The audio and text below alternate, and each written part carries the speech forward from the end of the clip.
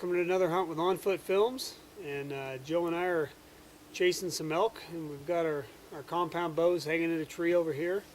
We just got here today and pretty much spent the day getting in here and setting up, and we're ready to go. We came in on bicycles today, and it pretty much took a good chunk of the day because we came in about 8 miles on that old beat up road that the Forest Service blocked off for us. So we came in and got the bicycles parked over there, and no wrecks too terribly bad, except had a couple where we took out a lens, but luckily we have extras. But the first 4 miles we rode.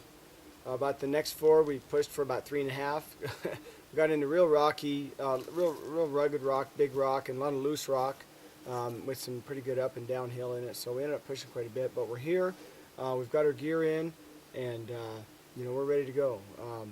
I don't know. I think I'm not much of a cyclist. I think I'm going to be better on foot. But we're here, and we got our stuff, and like Jay said, we're hunting.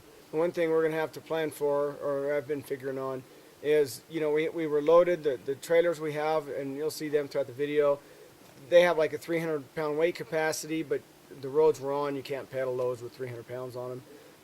And so we're looking at A lot of big rocks on the roads. A full load getting them out. I mean, a full trip loaded getting our gear out, but we're also figuring an extra trip for every elk boned out. So it's that's something to take in consideration. Is 8 miles in, how do you get it out? We're not really lost. We're just not sure where they put that ridge.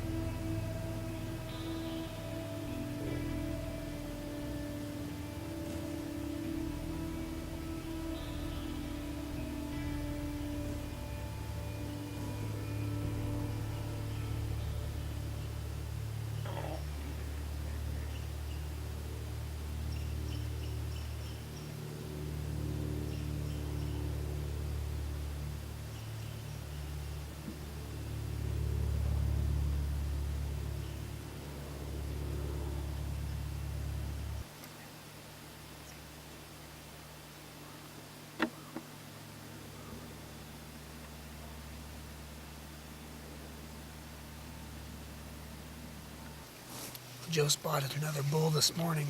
He's another 6-point. The only bulls we've seen so far have been 6 points. We just haven't been able to make it happen. Last night, Joe got some really good footage of a 6-point that if he was 20 yards closer, we might have been able to do some damage, but he was probably 50 yards from me and kind of over a rise on the other side of it. So all I could see is the top of his back and his head when he'd look up. But it was a lot of fun. Eventually they winded us and headed back down the draw. But we were there for a couple hours when waiting for him to bugle, and we were getting pretty cold when we decided to leave. And we headed about 30 yards up the hill, and he up and bellered. And it was hard to determine which side of the ridge he was coming on, where we were or the other side. And so we just kind of guessed and skedaddled back down there. That's what Joe got his footage. Everything worked good except our setup was about 20 yards off. He's a nice bull, and it's just hard to figure out where they're going to come. And the weather It rarely helps us, but it's once again, it hasn't really been helping out. It's just been hot and clear.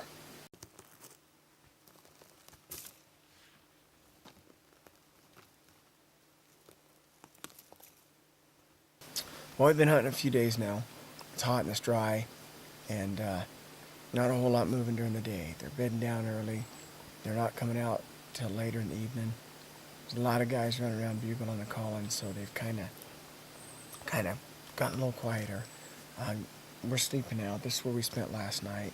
You'll hear both bugling all night long, and even though it's a new moon, they're bugling all night. We're not hearing much after daylight, not a whole lot before it. Every once in a while you get into them, they're going, but as the weather goes on and you know, people bugling them and cow calling them a lot, they're just kind of quieting down. Well, we made her back to camp. The temperature's dropped quite a bit, Yeah, it has. and we're doing a little bit of cleaning up to what we can. Well, it's got to warm up a bit to take a bath because it's kind of nippy out this morning. Yeah, I didn't see any frost, but it was right I there. bet it's in the high 30s Pretty or close.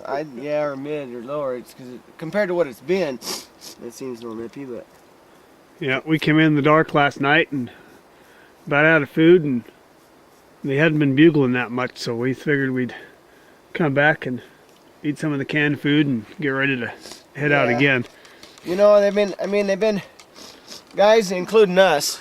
You know, guys, we've all been, you know, cow calling them and bugling them, you know, fairly regular, and I think after a while they just shut up, you know. And the last couple nights we'd hear them bugling at night while we're sleeping, but boy, they're just turning it off as soon as it gets daylight, and they're not starting up till it's plumb dark. And so it's kind of, you know, just from us cow calling, bugling, and other guys too, it's just kind of gotten that way. And so we're kind of shifting what we're doing a little bit in accordance with that. And then, like Jason said, that would come out. And just because we're sleeping under the bridge, we don't gonna look like it. So we're gonna take a bath, get cleaned up a little bit, and go back.